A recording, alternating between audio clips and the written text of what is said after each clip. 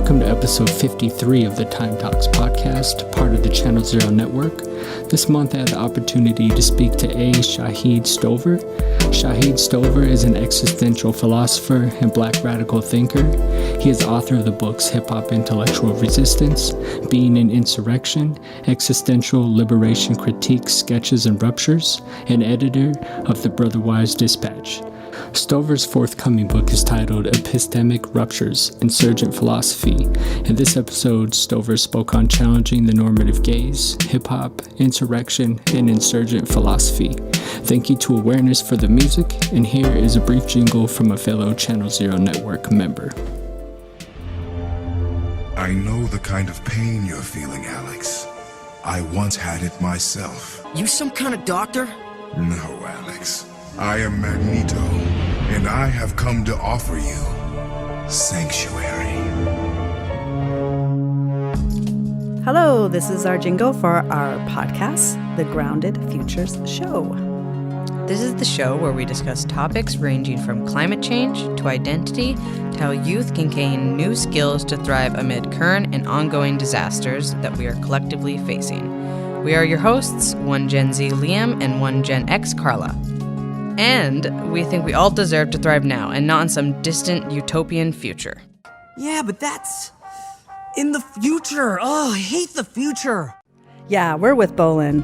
Grounded Futures is a larger project, so check that out over at groundedfutures.com. Definitely, and then I've heard you talk about a critique as like a form of battle rapping as well. Yeah, no question. Yeah, I love that analogy. That's definitely where a lot of that energy comes from. Just, kind of no holds barred, let's just, dive into it and without any. And also too, I think too, the kind of the irreverent, a lot of the irreverent, as far as the reverent nature of my relation to established power is probably, it also has a lot of, affinities to hip hop and stuff, at least in its early days, before it became fully co-opted and is now just like a jingle machine. But I mean, at any given point, you can. I just don't have the leisure that I used to have as a youth, just to kind of figure out. But I'm sure there's underground acts that are really outstanding, But obviously, the stuff that just makes it to the mainstream these days isn't, as far as artistry, and doesn't leave much, unfortunately.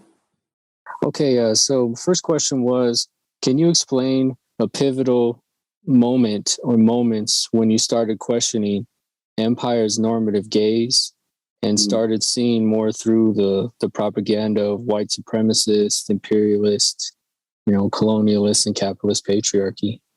I would say it's difficult to pinpoint an exact moment, but I think it's just been more of a gradual kind of awakening in the different stages and different times. You just kind of become more and more aware of kind of like what's happening. But I think also too, just, as a Black man, it's easy. Early on, you're kind of thrown into a certain world where you realize, wow, if I just kind of go along with the way things are, it's almost like my inhumanity is taken for granted. And I think at different points, it probably becomes more glaring.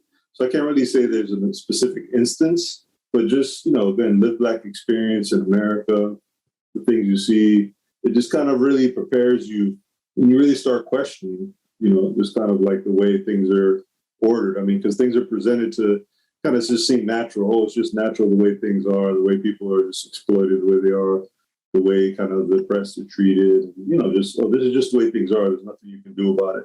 So if you don't begin questioning that, you can kind of just fall into, just like a downward spiral.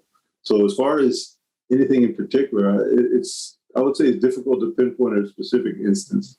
Just like a gradual process that keeps spiraling. Yeah, over time.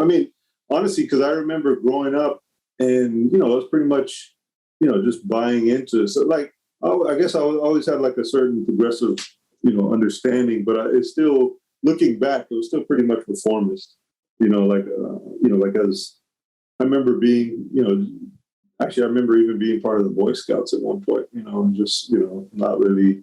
But just slowly but surely, you just start realizing, man, the stuff that I'm being taught. I think it happened in school. I remember thinking at some point I realized that it's just like I had to learn in spite of what I was being taught, not because of what I was being taught. that was kind of like an early, early point. And I will say, my religious upbringing in Baha'i faith also lended itself to that. As a Baha'i, one thing that we were taught early on is to search the truth for yourself. This whole thing called independent investigation of the truth. And so that was always something that was kind of, really encouraged from a very young age. So when I came into contact with different understandings and stuff like that, I never took anything at face value. I always was questioning just from that's very much a part. That culture, is very much about questioning and kind of challenging, the established, way of looking at the world. So I would say kind of my Baha'i faith, along with just, growing up, my dad was white, he's German, Irish American, my mother's African American. Early on, you recognize your own humanity, and then you realize, and I remember my mom really, kind of emphasizing just in the sense of the tension is coming from the outside world as opposed to from within you, and so I always understood that and just kind of accepted that. And I think that was crucial.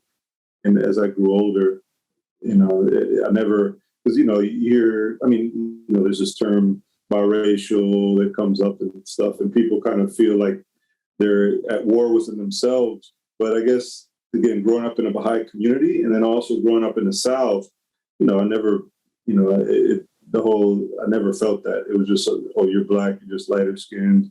It's just not it's not a big deal. I mean, you can go all the way back to Frederick Douglass or Bob Marley, as far as black men who have white fathers. And it's just, it's not the way race has been constructed, it tends to be inclusive, whereas, as far as blackness tends to be more inclusive, whereas whiteness tends to be exclusive. So you can have someone like Bob Marley who's black, even though his father is white, but you can't have someone who's white if their father is black. It's just the way it's set up to early on start siphoning away. And again, that obviously goes back down to the one drop rule. And I know in America it's different in different parts of, like for instance in Brazil, there's different strategies that the ruling elite has set in place that are race related, and that have different there, as in South Africa, it's all about stratifying and kind of highlighting all these different basically different combinations, and the more they can stratify, the less likely the oppressed are going to unify. As the same thing in South Africa. If you look at the heart of apartheid, there was a whole bunch of different qualifications for race-based qualifications, and that was meant to help stratify, the oppressed, so they don't, so they kind of focus on this identity as opposed to try to build solidarity to then resist oppression. It's just one of those things that if you think about, it's just really, it's fascinating. So for me, I guess I never felt, I just always felt like I was black. It wasn't a big deal, but I always understood that, blackness isn't something biological. It is a social construct. It's actually, I kind of use the term, and as far as in philosophy, I look at it in terms of truth and reality, in the sense of, the truth is that there's only one humanity. The oneness of humanity is the truth. The reality is that we have a bunch of different races out there. So how does the truth, end up becoming reality? Well, it's based on structures of power, and it's based on praxis and basically history. So truth, enters history, and then it becomes certain realities. And a lot of times the reality doesn't necessarily reflect the truth. And so I think a lot of times that kind of misguides people on how to really tackle race, because race obviously isn't true, but it's very, very real. And if you don't understand its reality, then you're not going to be speaking to the heart of the matter of what's going on today. As far as that concrete, I use this term in my writing, the real, as far as like the concrete materiality of existence. Like if you're not really speaking to the real of race, then people don't even want to hear, whatever truths about it you got to say. And I think that's the mistake some people talk, in the sense of, in recognizing it as a social construct, they sometimes try to deny the reality of it, and I would argue, yes, it's something that's not based on truth, whether it's scientific or religious truth. There's no truth to race, but it's very, very real. People die every day because of it. And so it's foolish to say it's not a reality. And that's, and these are the kind of questions that kind of really pushed me from kind of my earlier writings, which are more dealing with cultural criticism, into kind of philosophy. Because now we're really start questioning, like you said, the normative gaze. And so when you read Frederick Douglass, and he talks about, like, well, how do you keep a slave? And he talks about, first of all, you subject them to, violence, constant violence, and then also you kind of extinguish the light of education from them. And so this kind of pattern of kind of what I call like miseducation of soul and objective violence is, to me, that's how the normative gaze kind of gets formed. When you look at different forms of violence that are so recurring, so repetitive, and that you lose sight of it, and it's just the norm in society. And so it only becomes violent when you try to resist it, and then that's because the type of violence that this and this is something obviously you build a lot on. The type of violence that's related to established power is legitimized, and then if you try to resist established power, then you're violent. And I think Malcolm X really kind of really highlighted that in his calls for self-defense. And he wasn't alone, but that's the one that really, if you want to get at probably like a significant, you touched on kind of like how I kind of became aware of the normative gaze. Again, it was a gradual awakening, kind of a gradual coming into consciousness as far as what it really means. But definitely I would say an important teacher in that, along the way was definitely, Malcolm X in that sense. As far as making it clear, you realize, wow, everything you're being kind of molded into kind of benefits the status quo. And he really kind of just says that, Malcolm really had a way of just through his language and the rhetoric, just really kind of just breaking through those, barriers, those kind of what I would call like the veils that kind of, keep us from really grasping the normative gaze. So again, it's just important when we think about the normative gaze. It's always important to remember again that it's basically consists of objective violence and again kind of miseducation of soul. In the sense of it, the whole point of it is to kind of keep us unaware, to keep us kind of out of touch with our own human agency. Just kind of seed certain things to reality, which are basically the cause of history and can be changed. By us making history and changing history, but we kind of just accept it as, this is just a natural way of things, as if it had something to do with the actual natural way of life, as opposed to something historically, put into place. Thank you for that. And my next question, I wanted to kind of talk about the bridge you had between your hip hop intellectual resistance book to being an Insurrection, and you were an MC in the battle and freestyle realm, and you were rhyming in high school and on WLGI 90.9 FM. Yeah. And I like how you broke down that each element of hip hop has an embodiment of freedom and the autonomy of how hip hop has started. And I wanted to quote one part that you wrote in the hip hop intellectual resistance book, and it was, quote, "The tension between hip-hop aesthetics, Black cultural resistance, and their indirect relationship to emancipatory social praxis contributed to my death as a purely hip-hop intellectual and my rebirth as an independent radical intellectual focused on human liberation." I just wanted to hear more about that bridge on some of the transitions you went from Fort Tabarsi to then emerging more on focusing on radical intellectualism and human liberation, and led to that book. Your latest book? That's a good question. Definitely when I moved to the city, to New York from North Carolina, where I went to school. And when I was in North Carolina, I was really heavily involved in the underground scene there. And again, at the time, I was definitely, as far as, like what a lot of, definitely in the sense of what people would consider like conscious rapper, knowledge dropper, there's all these different terms they use and stuff. But again, for me, that was just always part of hip hop. And as I mentioned in the book, there's the party rocking aspect of hip hop has always been there and will always be there. But so also is the hip hop intellectual. Early on, I can think of, first of all, KRS-One. He has a song called "My Philosophy." That's off his second album. And I think, and he's a perfect example. If you see someone coming from just kind of like the rough, kind of street orientation hip hop, but kind of all of a sudden developing an awareness and becoming radicalized and then moving into like different forms.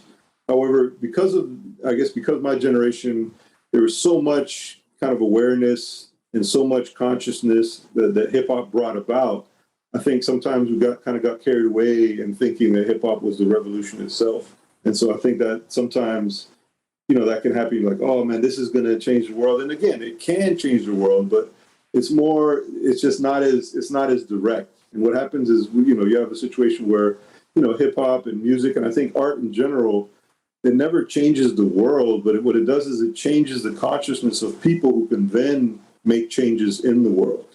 And I think sometimes when you get, in the excitement of youth, in the excitement of just discovery, of figuring out all these things that can happen, you kind of sometimes displace, as far as like a lot of the social historical change that needs to happen, thinking it can just happen thinking that just a cultural, transformation is enough. Because I think we've seen a lot of that at different times as far as the cultural, and I think that's the problem within this advanced neoliberal capitalist society. The cultural realm is the realm where there's the most leeway.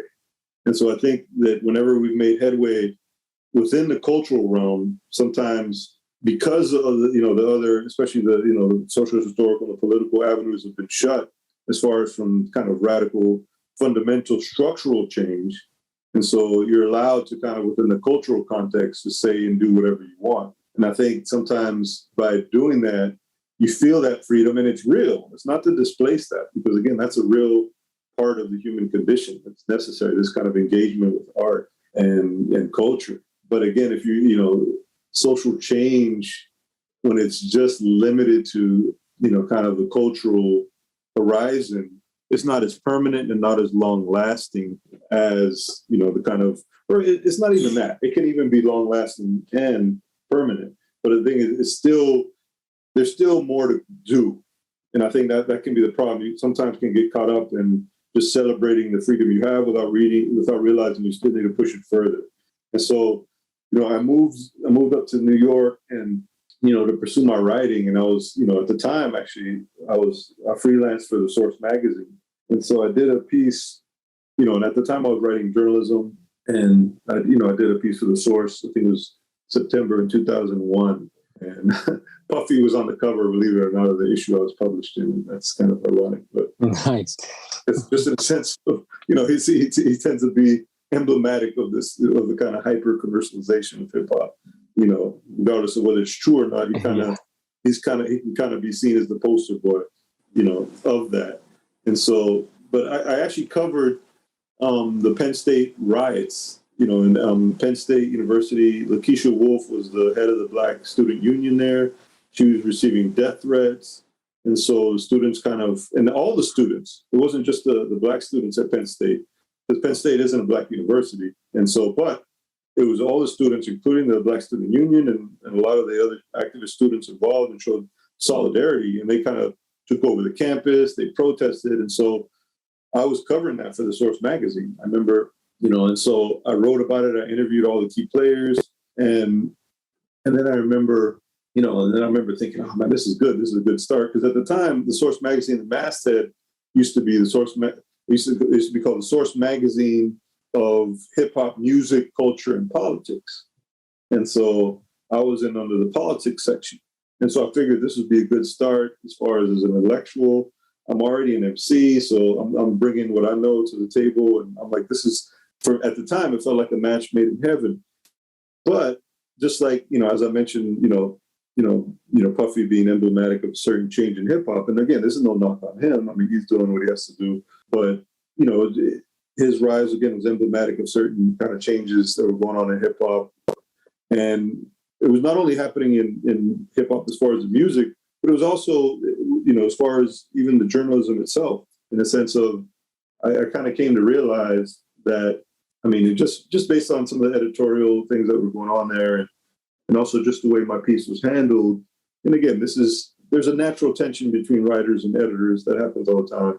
And I appreciate, they looked out for me, giving me my first kind of national, magazine. But at the same time, I kind of realized, that, okay, I need to do, this isn't enough. Like basically what I did and the way I wrote, it just wasn't cutting it. And so that's kind of like when I started moving kind of away from journalism, more towards, kind of cultural criticism. And then that kind of slowly but surely led to critical theory, and then from there, like philosophy, and kind of like where I'm at now. But it was kind of just kind of realizing that the type of writing I needed to do. I mean, there was a point when Frederick Douglass, just to refer back to him, he's one of my main influences in writing.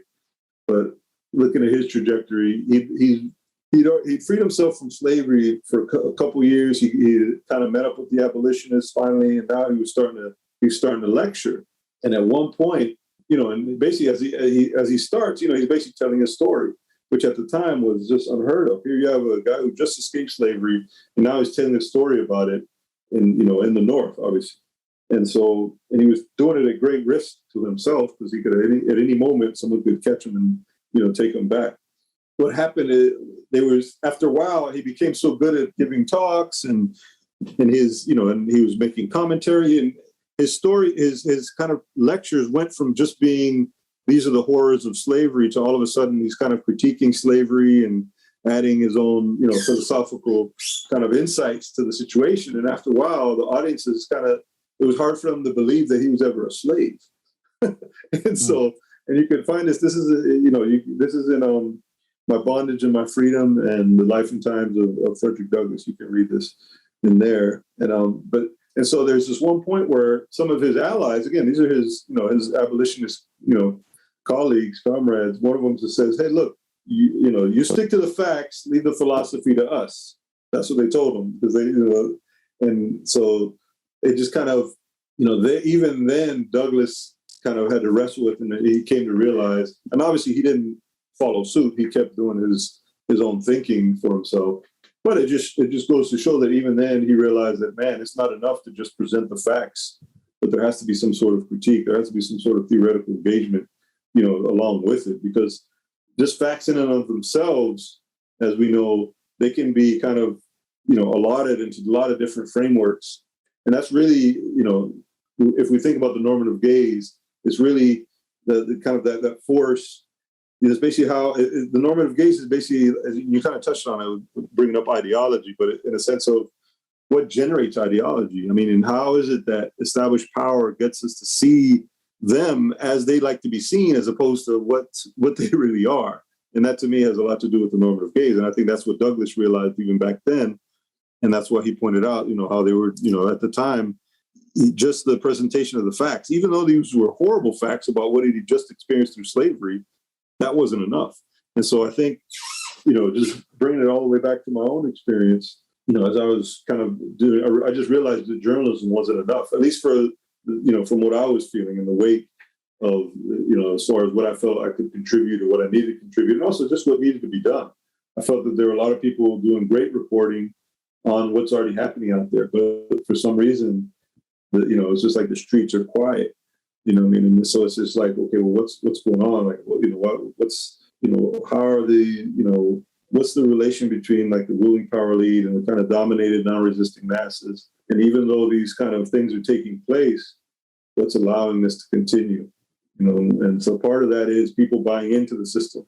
Part of that it is people buying into, the normative gaze, people buying into the value system and the frame of reference that really only aids the status quo, and it actually works against even their own self-interest, even at a very basic level.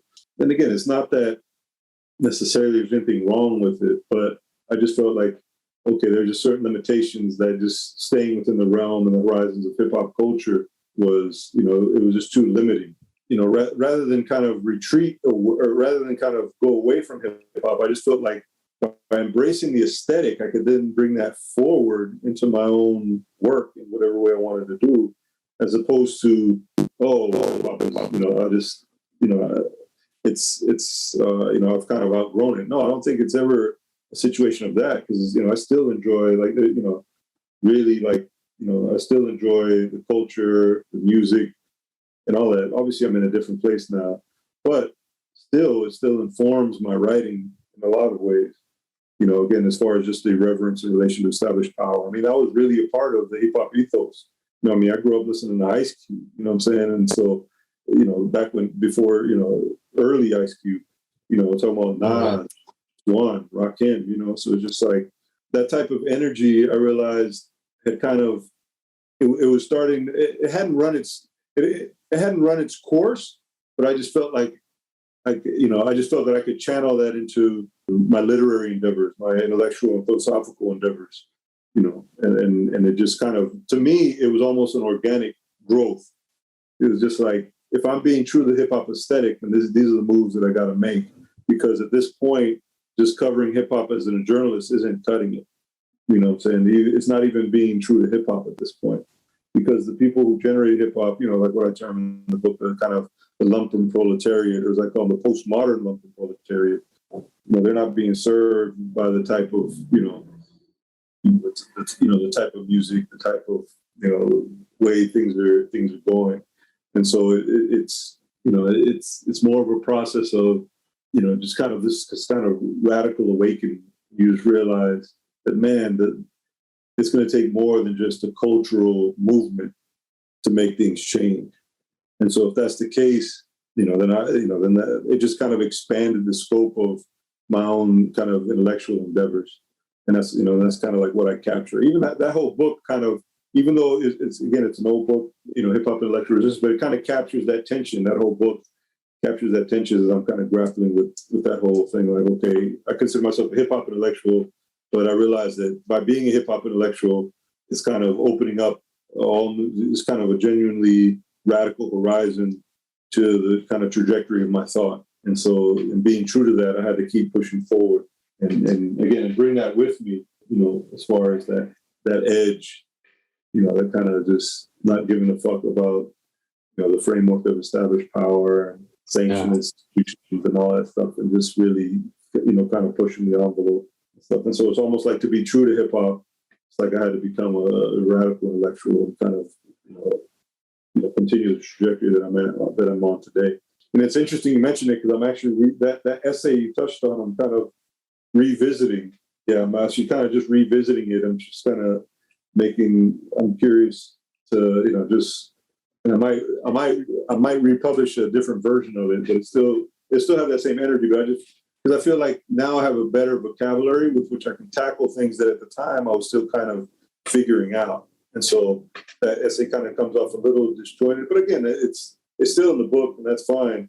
But I'm kind of reworking it, and I'm curious to see what it's going to look like in this new thing. Because that was definitely an important transition, kind of going from a hip hop intellectual, kind of what I would call like a radical intellectual trajectory. But I don't see it too much. I don't see it so much as exclusive of each other, as opposed to just kind of a kind of necessary growth based on our social historical situation. Yeah, like embracing each other but growing together. I see that in your work. Yeah, because there's too many. I've read too many pieces where people are like, oh, they just kind of just throw out the baby with the bathwater, and it just becomes, oh, hip hop is immature, hip hop is beside hip hop. But it's just like they're missing the point of, okay, well, why is that? What's really going on? And so it's just like, and without justifying it, are you listening to the streets? And that's really, to me, at its best, that's really what was a part of it. Is it really it was a way of communication, a way of keeping your eye and ear to the streets. You could hear through hip hop, man, what's really going on. And in a certain sense, you could still hear that. And that's how you know that things, it almost, again, if you listen to even like the most mainstream, hip hop, on the radio now, or whatever they listen to now, you can still hear, even regardless of how kind of muted or mediated through the commercials, but you can still hear the pain. You can still hear the necessity of radical social change. Because ultimately it comes from the blues, what I term like the blues metaphysic. Mm-hmm. So it comes from this kind of really in serious engagement with kind of the social historical structures of oppression, and kind of finding ways of transcendence and resistance against it. Because early on, again, it was really about transcendence. It was really about just parties. Okay, how it's like the police are beating my ass, but we're gonna have a good time tonight and kind of get through this. Then after a while, it evolved, and like, okay, the police are beating my ass, but man, you know what? Fuck the police. You know what I'm saying? Coming straight from the underground. And so all of a sudden, it kind of evolved from kind of just transcending, the social historical structures of oppression to all of a sudden confronting the social historical structures of oppression. And I think there's always been room within, the hip hop intellectual discourse and the poetic lyrical discourse of the MCs for both. And I think that at its best, like the best MCs to me, like Nas and KRS-One, like to me, they kind of captured, they still have that capacity of transcendence and resistance. And so I think what happens is, people kind of just tend to emphasize one or the other without realizing both kind of speak to aspects of the human condition. Definitely. Thank you. My next question was your book, Being an Insurrection, came out before the mass uprisings and insurrections across the world after the murder of George Floyd, Breonna Taylor, and so many others. Yeah. I was wondering if you could talk about the George Floyd insurrections and increased calls now for prison abolition and what threads you are seeing and kind of the ideas you were working with Being an Insurrection at the time. Yeah, definitely. Well, again, that book actually was informed before the George Floyd, it was informed a lot by what was happening with Ferguson and Baltimore. And, it was kind of, again, that was, my way of, being engaged and contributing and really fleshing out because, that time, what was going on in Ferguson and what was going on in Baltimore, that was just as serious. And again, it's just the earlier cycle of what we then saw kind of coalesce with George Floyd, with the protests, inspired through George Floyd. But I think really, when we look at it, and this is what, a lot of what I touched on in the book, we have to look at it, it's really about what I term insurrection in itself. And what I mean by that is this kind of dynamic combination of spontaneous rebellion on one hand, and then protest as resistance on another hand. So, you have these organized protests, but by themselves, it doesn't really, it can kind of, these organized protests by themselves can kind of lead to being kind of somewhat of a ritual event. In other words, it becomes cathartic for the people involved, but it doesn't really challenge the boundaries of established power enough, to get any concessions. And then on the other hand, you have kind of the spontaneous rebellion, where the injustice is so thick, the injustice is so blatant that these kind of sporadic, kind of spontaneous rebellions break out, which again, in and of themselves, it can kind of burn out quickly and it creates a huge, kind of, ruckus, but it ultimately, it isn't organized enough to kind of really, again, even that doesn't push the boundaries. But what happens is sometimes whenever you get a dynamic where both of them, and even though it's not always planned, because it's not planned, it's almost similar to what happened in the 60s with King and Malcolm and the Panthers and the nonviolent movement, as far as like, they're each about what they're about, but they ended up kind of together coalescing, and then established power has to make concessions because they're getting hit on all sides. And I think a lot of times, I think that's what we saw with Ferguson and Baltimore. And I think that's also what we saw during George Floyd, in a sense of these, this kind of insurrection in itself on a global scale. And so again, you have this spontaneous rebellion, but you also have these organized protests, and they kind of together create these kind of, it's this dynamic wave where all of a sudden things that you didn't think possible are now possible. And so it kind of creates openings. And so again, the reason I call it insurrection in itself is it creates openings for kind of new, what I would call emancipatory horizons. In other words, it isn't the answer in and of itself, but through these kind of, again, this combination of these organized protests, or again, protests as resistance, and then the spontaneous rebellion, insurrection of itself kind of creates these openings as far as, what else might be possible. And I think it's not only openings about what else might be possible on a historical sense, but it's also what else might be possible from from the sense of humanity, in a sense of solidarity, in a sense of human agency, in a sense of how, when you really look at, especially with what's going on with the police and the Black community, when you really look at the question, what's really at stake?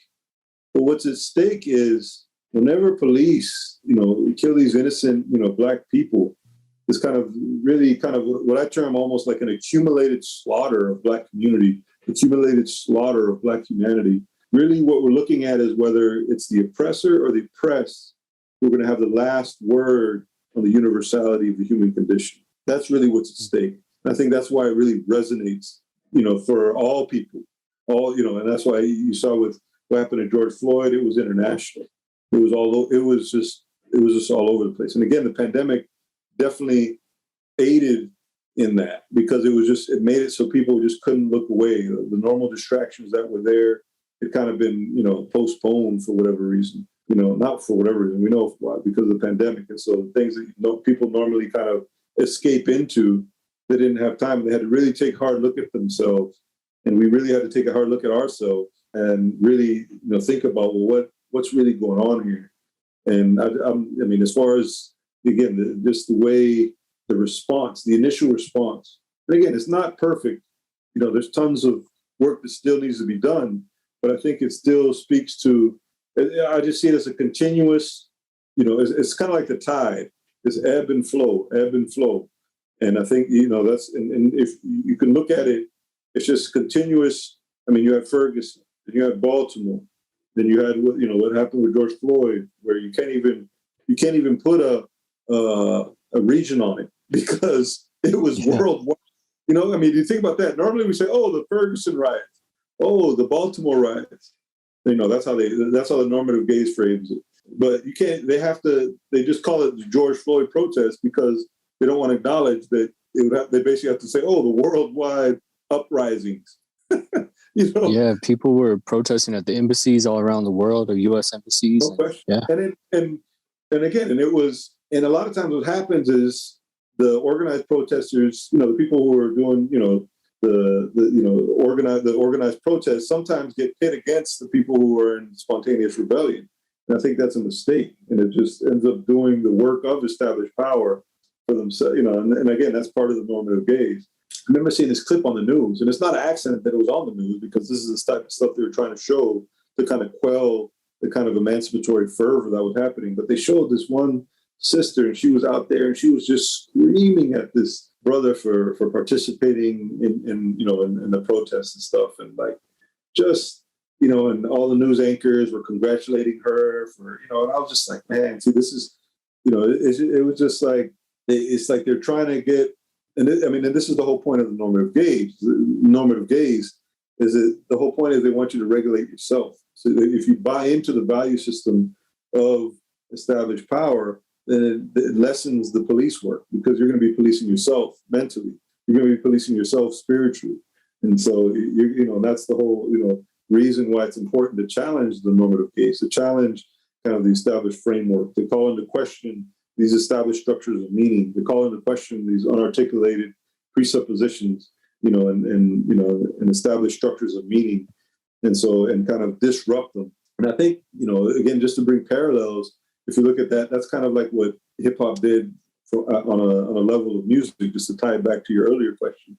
As far as if you look at kind of like really early on, if you look at like the beats of Marley Marl, or DJ Premier, or RZA from Wu-Tang, it's almost like a disruption of harmony. Like those beats are very minimalist. It's very stark, staccato, the break beat. I mean, it's just raw, and it's not, it's like they're moving away from typical notions of harmony and melody, and it's just creating a whole, but what it does is it breaks through then it breaks through, the kind of the harmonious disposition of the normative gaze, so it kind of prepares you kind of aesthetically for kind of looking past, and so it's, and so in that same sense, when you're looking at the way that, kind of the insurrection in itself took place, during, after George, after the death of George Floyd and Breonna Taylor, Troy Ore is another one. I mean, Ahmaud Arbery.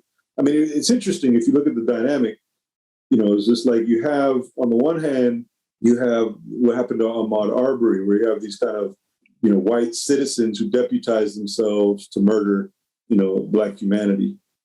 And then you have the actual, police force doing it in the case of George Floyd, but there's a correlation there. And it's interesting, you saw the same pattern where, early on with what happened in Ferguson. First, you had, what was it, Trayvon Martin, what happened to Trayvon Martin, with George Zimmerman, who kind of deputized himself to act as an agent of the state. And again, that just goes into these kind of buying into this notion of whiteness, which is really, what whiteness is just a proximity to the imperial mainstream, a proximity to the established power.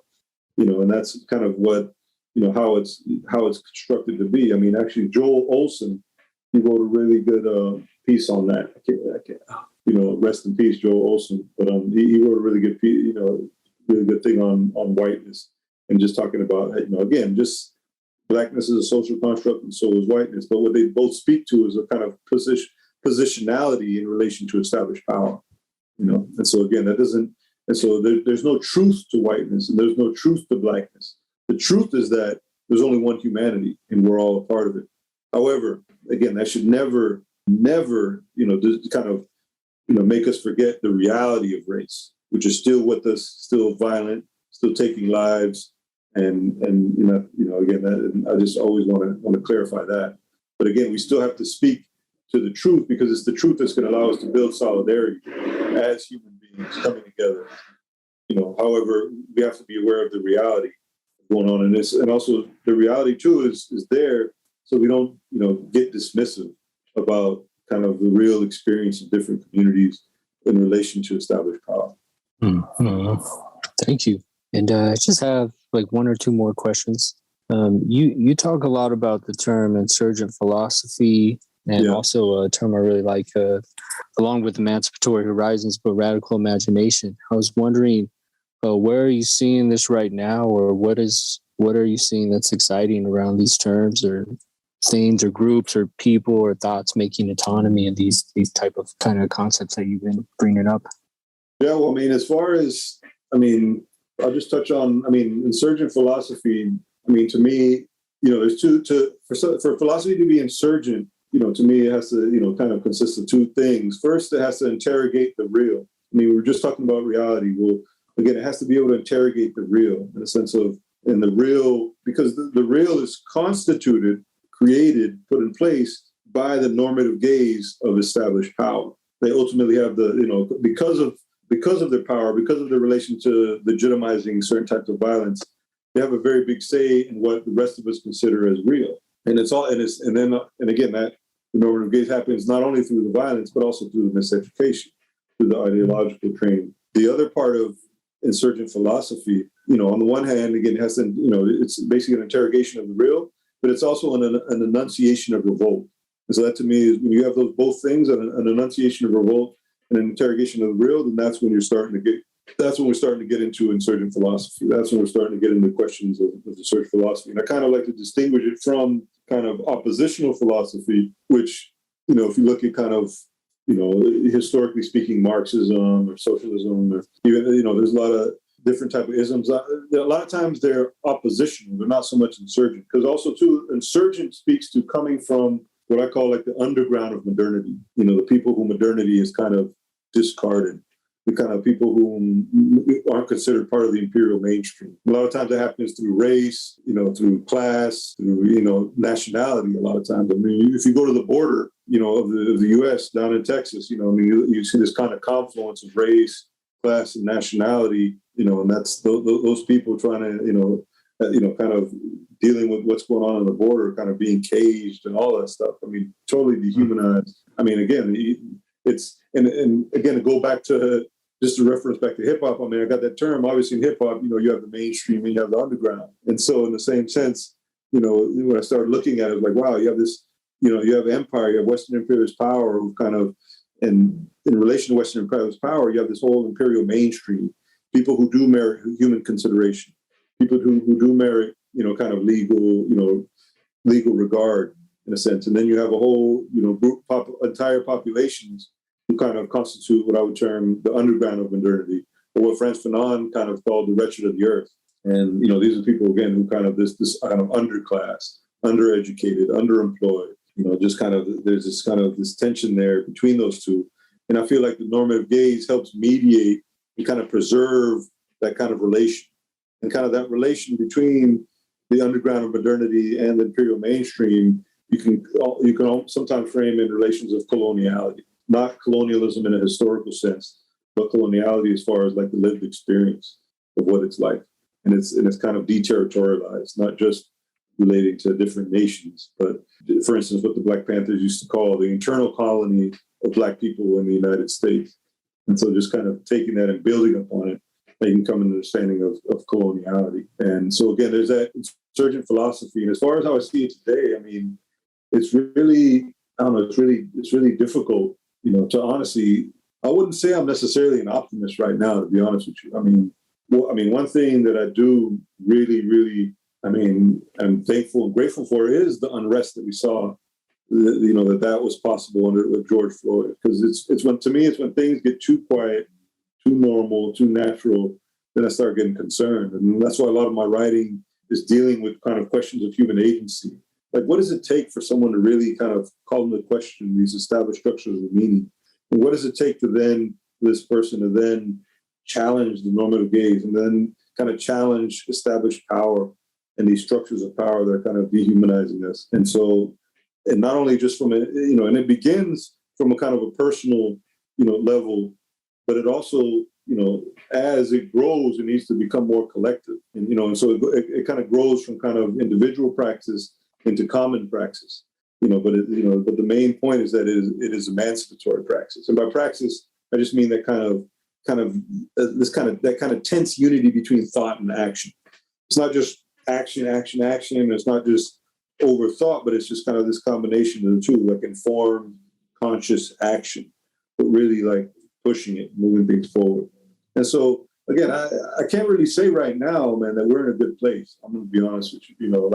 I think at a grassroots level, there's a lot to really be, recognized, like, okay, this is good. But once you get past the grassroots, I mean, honestly, like we have to acknowledge too, historically, there's been some serious blowback every time. And this is why you have to look at it in terms of dialectics, or in terms of like, and when I speak of dialectics, I don't even mean in a Marxist sense. I mean in the sense of, kind of for Frederick Douglass, what I term like the anti-slavery dialectic, or straight coming from the blues metaphysic, in the sense of just call and response. Whenever there's an uprising, there's going to be blowback from established power. And people need to realize that. And so how then do we respond to their response? And they're going to respond. And to me, it's just like this constant, back and forth. And so we need to learn from the struggle, like what was important, what happened, what was really beautiful about the response and the resistance after the murder of George Floyd. And then also we need to look at, okay, what kind of didn't work, and what was still kind of getting in the way. And so next time we need to kind of get to a new level, because I do feel that that's happening. I mean, if you look at just these last three, when you go from Ferguson to Baltimore to the world, again, because what happened to George Floyd. And also, I mean, I'm going to,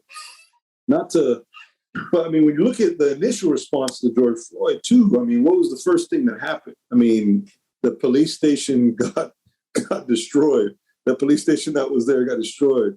And there was some, what else? There's other things that happened, but just at the very beginning, because usually what's the first thing that they say? Oh, these rioters are destroying their own neighborhoods. That's the first thing you hear from the way, the way the normative gaze always presented, trying to siphon away and take away the emancipatory, kind of impetus that's going on. And then they go to the outside agitator after that. Yeah. And then it's the outside agitator. And actually, that reminds me, there's this one thing, and that's actually something I addressed in the book as well, because I think that's really a tool of the oppressor to really break solidarity, and it happened even in the 60s when there's this infamous meeting of the Panthers that they had in this posh Manhattan apartment that belonged to this symphony cat, but it was made fun of by this writer, and it was Leonard Bernstein. All right, so Leonard Bernstein, he was a symphony director, but he happened to be conscious. He obviously, and so he was hosting a fundraiser for the Panthers, for the Black Panthers. So the Panthers came from where they were coming from, and they're over there. And so this one writer, Tom Wolfe, he came up with this whole thing called Radical Chic, and he used it to kind of ridicule the people who were giving money to the Panthers, and he kind of ridiculed that whole scene. And the whole thing was like, well, what are the Panthers doing here amongst these Manhattan socialites? And he just tried to make it seem ridiculous. But he was it was interesting. The question he asked was actually the right question, but he just wasn't asking it the right way, because obviously he was doing it in the service of established power. He's doing it as kind of a, collaborationist to empire and to normative gaze. But the question is, what did Leonard Bernstein have in common with the Panthers? What was he doing there? Why were they working together? And I don't see that as something to be ridiculed, but I see that as something to be emulated. Now, again, that doesn't mean it was clean. It doesn't mean there aren't problematics involved. That doesn't mean that it was all like cut and dry. Yeah, there's always going to be tension and problems, and nothing's going to be clear cut. But again, I think that's the direction. To me, it's like whenever you see the elites in the streets kind of come together, that's when you really see movement in society. And so as long as the kind of elites in the streets kind of be kept apart, and again, that doesn't mean that there's still plenty of class critique to go around, and so I'm not disputing the necessity of that. But what I'm saying is that there are times when people can transcend their own, class background towards an emancipatory purpose. And so and that's what really need to focus on, because, people are where they are. I mean, if you look at, Frederick Douglass, and to me, I think this is the heart of existential liberation critique, this kind of anti-slavery dialectic, where he says, you've seen how a man was made a slave, now you will see how a slave is made man. And I think that really speaks to the human condition itself. Like here you have kind of the ultimate objecthood. He was born into slavery, but out of that, he created a new form of human subjectivity that's relevant for all of us. And so I think in that same sense, but it wasn't just something he pondered. It was something he did through emancipatory praxis. It was something he did through struggle. And so that's what I think we need to realize. What brought, what brought people together in that Manhattan apartment to raise money for the Panthers, and what brings people together for George Floyd is struggle. And it's only through struggle that we're going to be able to overcome these divisions toward really building at a true solidarity. It's not going to happen ahead of time. It's going to happen through. And as we're struggling together, then we shed all these kind of superficial notions and really get to the heart of a kind of universal human condition. In the heat of struggle, I think Fanon speaks to that, in the wretched of the earth. And again, you see that. And so I think that's really promising. But again, as far as we have to look at it seriously. I mean, anyone who's really looking at radical, fundamental social change, we're outnumbered, we're outgunned, we're outfunded, we're outthought. Actually, we may not be outthought. Generally, once people really start breaking down, I think that's why a lot of times the ruling power elite, they try to underfund public education, is because, once people start begin thinking critically and thinking for themselves, they can start, coming to awareness and look at the situation around them. But it's still going to take more than reason. It's still going to take more than rationality. And I think we need to be open to different kind of spaces, that it's not just, because people can be rational and use reason to continue to solidify the oppression around them, or they could use reason and rational thought to kind of break those chains. So it's not, the reason in and of itself isn't going to, it's not just a devotion to reason that is going to break the chains. You know what I'm saying? You have to be devoted to humanity. You have to be devoted to justice. And through that, you can then use the powers of reason to break the chains, or whatever powers at your disposal. That's one of the things I touched on in that same quote you mentioned on, like, I just really had to think, okay, how am I going to contribute to the struggle? What's my contribution to, the betterment of humanity, just to throw that out there. What's, how am I going to contribute through, am I going to contribute through my rhyming? I did that, how am I going to, and I realized, as a writer, this is where, I had to devote the energies of my pen, and as a thinker, all these things, and it just things just start coming to light. But just to go back to the question, that you kind of mentioned earlier, like, I don't want to say it's going to be okay. I don't want to say it's going to be all right, because right now, honestly, it might not. It looks like things are very dark now. I want to be real with you. The rise of neo-fascism is alarming, but it's not alarming for the same reason it is for even some of my friends, because I didn't necessarily see the establishment elite as the neo-fascism is alarming, but the answer isn't a return to the ruling power elite the way it was set up, these kind of two wings, the conservative and liberal wings of the ruling power elite. That is also alarming, and so especially for those of us, as a Black man, Black community, we've been dealing with, one one of the things that Fanon touches on as well, and actually he got it from Cesar.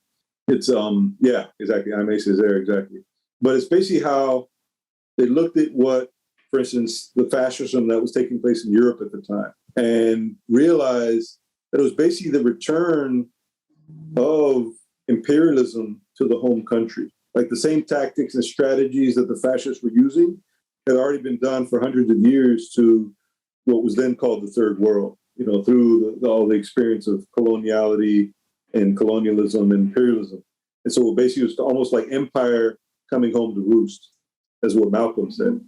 And he was talking obviously about the murder of JF Kennedy, but it speaks to the fact of, when you look at fascism, it's just basically, it's kind of like when you look at what happened in Ferguson, or, again, in different places with the George Floyd thing, or even in Baltimore, a state of emergency has been declared after it reaches a certain point.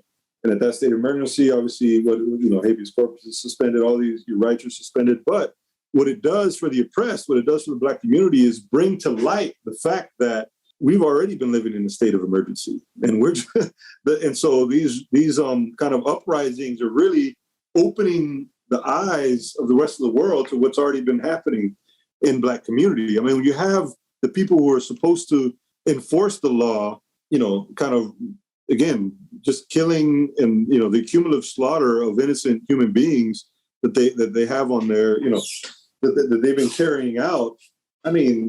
That's a state of emergency in the Black community, and so it's just like, so a return to kind of the status quo doesn't change that dynamic of coloniality. It doesn't change that structural inert violence that we're subjected to as Black people. And I think a lot of it speaks to, and I think this is where I think the Black liberation struggle really speaks to kind of, what I term in the book like an exceptional antagonism, in the sense of Black liberation speaks to problems of humanity that can't be addressed within the context of the current order, the way the world is currently ordered, be it nationally, internationally, definitely locally. The way the world is ordered, again, whether you look at it from the advanced neoliberal capitalist perspective, perspective of Western privileged power, the way the world is ordered, the way modernity came into being, because of that, when we speak about Black liberation, it just kind of speaks to this fundamental, this exceptional antagonism. And that's why you have again, just to reiterate, the murder of George Floyd resonates on so many levels, because if you really want to speak about the forefront of the forefront of struggles for human liberation, you have to look at the Black community in the U.S. because of it. It's just not because of any cultural nationalist chauvinism, but because of its relation to empire, because of its relation to Western privileged power, because of how it was constituted, initially through the imposition of objected on human being through chattel slavery. All these kind of things created a confluence of forces that really kind of push the envelope. So when you assert the humanity of Black people, it really kind of opens up, kind of disrupts kind of the normative gaze. It disrupts this kind of the tranquility of the status quo, which is kind of, again, based on structure and violence, based on miseducation of soul. So it's based on kind of maintaining this normative gaze. Like, I don't feel like I've figured anything out. These are things that I'm still wrestling with. So the struggle is still taking place. And that's why, I guess I want to reiterate that, again, my work is more about opening than closure. It's more about kind of sustaining certain questions, as opposed to providing any type of answers. Because to me, the answers can only come about through struggle, collective struggle with all of us together. And I think and then even then, based on those type of answers come about, then there's going to be, those answers have to be critiqued and figured out and, stuff like that. So I don't approach things as I have it figured out, other people don't. I just approach as, this is my contribution in lieu of other contributions, and all of us together have a role in figuring out. Those of us who see the need have to fill that need, and and again, with others who also see that need, hopefully we can figure out how to again kind of overcome, make things jump off in an emancipatory way. That's cipher aesthetic. Yeah, exactly. Again, there it is. It's and so to me, it wasn't that hard or that far of a leap. It was just a matter of acknowledging it and owning it. Like, okay, I can be a radical intellectual and still that, you know, and what authorizes me to do that is is how intense my hip hop intellectual engagement was. You know what I'm saying? And they coming from that. And so it's just like, where it comes from. And so again, that also comes from hip hop, just being unapologetic. Yeah, this is what it's about. What? And so it's just, all that again, that aesthetic, it's never going to leave me, because that's part of what I'm about, and so even as I push forward and continue on, but that kind of edge, that kind of, again, that reverence, that kind of, unapologetic, it's all about, it's all about pushing things forward in that regard. Thank you for having this conversation with me as well. It's really been a pleasure to dig into your work, and from talking to you, I have even more questions. So thank you. I appreciate it, bro. Thank you for tuning into this episode of the Time Talks podcast. I want to thank Shahid Stover for taking the time to speak with me. I have his books linked in the show notes. Please support the work he is doing. Thank you to Awareness for the music, and check out some other podcasts on the Channel Zero Network.